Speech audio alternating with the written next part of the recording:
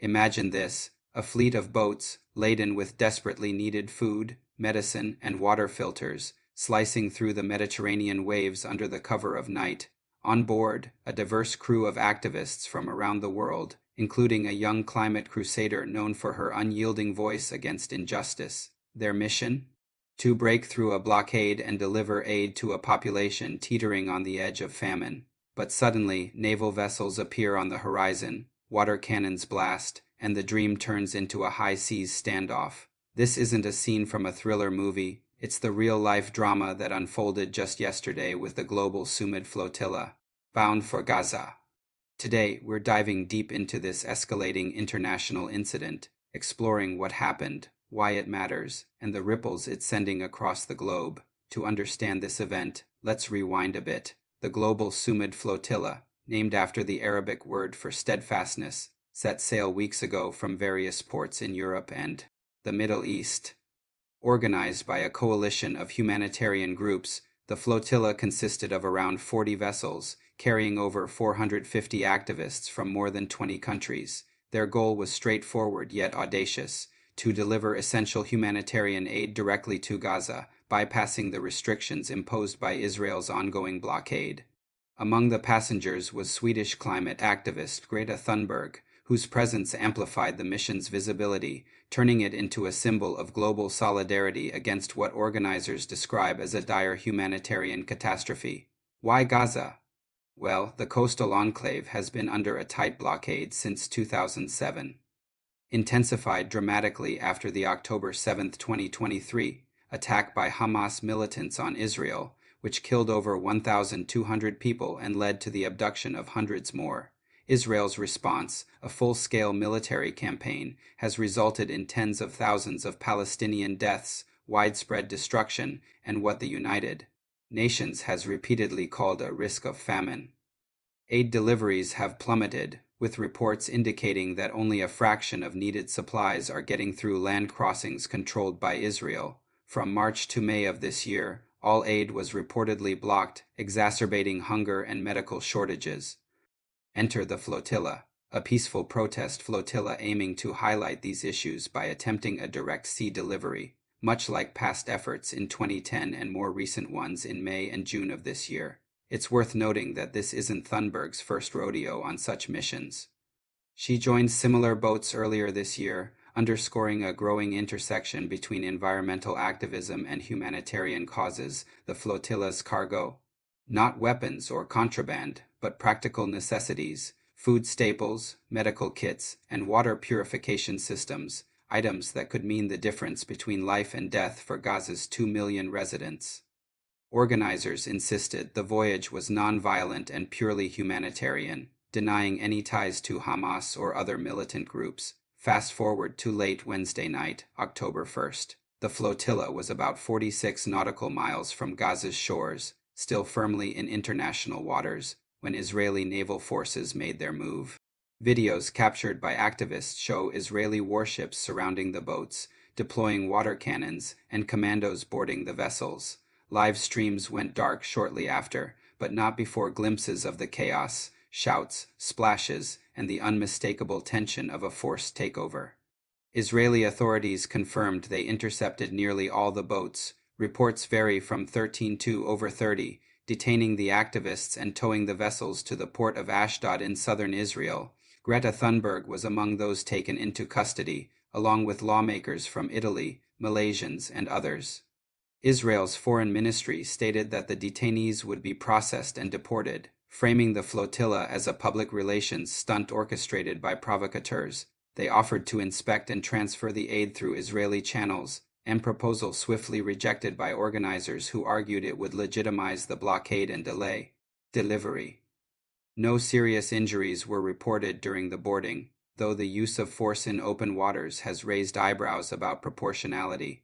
This interception echoes the infamous 2010 Mavi Marmara incident, where Israeli commandos raided a flotilla, resulting in 9 deaths and international outrage. Here, though, the operation appears to have been more restrained, perhaps a lesson learned, or maybe just better PR spin. But one can't help but wonder, if the seas are supposed to be free for navigation, why does delivering diapers and bandages feel like running a gauntlet? The fallout was swift and widespread. Protests erupted across Europe, in Italy, Belgium, France, Germany, Greece, Spain, and even Turkey, where crowds decried the interception as an act of piracy in international waters. Italy's largest trade union, the Sigil, went a step further, announcing a general strike in response to the handling of the flotilla, particularly since Italian citizens and lawmakers were among the detained. Malaysian Prime Minister Anwar Ibrahim blasted Israel, demanding the immediate release of his country's activists and labeling the blockade an obstruction of basic human rights. From a diplomatic angle, Greece and Italy had earlier urged the flotilla to reroute aid through official channels, citing risks to a fragile U.S.-brokered peace plan. Spain echoed similar concerns, while providing some naval escort earlier in the journey. Yet these same nations now face domestic pressure to condemn the interception more forcefully. The UN has weighed in indirectly, with a recent commission accusing Israel of actions amounting to genocide, a charge Israel vehemently denies, adding fuel to the debate over accountability. On social media, the story exploded, with hashtags like #FreeTheFlotilla trending globally. Critics argue the raid was a calculated act of intimidation to silence dissent. Supporters of Israel's actions point to security threats, claiming any breach could embolden militants. It's a classic divide, but here's a subtle irony. In an era where drones and satellites track everything, boarding boats in the dead of night feels almost quaintly old school, like a pirate tale from another century, minus the eye patches. Zooming out, this incident spotlights the entrenched challenges of the Gaza blockade. Enforced jointly by Israel and Egypt for security reasons, it's justified by Israel as necessary to prevent arms smuggling by Hamas. Yet critics, including human rights groups, argue it constitutes collective punishment, violating international law, by restricting civilian goods. The interception in international waters raises thorny legal questions. Under maritime law, states have rights to enforce blockades, but actions must be proportionate and avoid unnecessary harm. For fairness, consider similar scenarios elsewhere. If Russia intercepted aid ships to Ukraine in the Black Sea, the outcry would be deafening, and rightly so. Or think of U.S. tariffs and trade restrictions on adversaries like China or Russia. They too spark backlash but are defended on national security grounds. The standard should be consistent. Blockades and interceptions must prioritize human lives over politics. In Gaza's case, with reports of severe hunger affecting hundreds of thousands, the blockade's toll is undeniable. This flotilla, successful or not, forces us to ask, how many more aid attempts will it take before sustainable solutions emerge? Light criticism here. It's almost comical how aid deliveries become geopolitical chess games. One side sees heroes delivering hope, the other, provocateurs poking a bear. But amid the posturing, real people in Gaza wait for basics like clean water, hardly the stuff of high drama, yet profoundly urgent. What does this mean moving forward? For one, it could strain Israel's relations with Europe, where public sympathy for Palestinian causes is growing. The U.S., as Israel's key ally, might face calls to mediate, especially with its own proposed peace framework at stake. For activists, the detention of figures like Thunberg could galvanize more support, turning a setback into a rallying cry. And for Gaza, the aid might still reach via Israeli ports, but the symbolic defeat underscores the blockade's grip.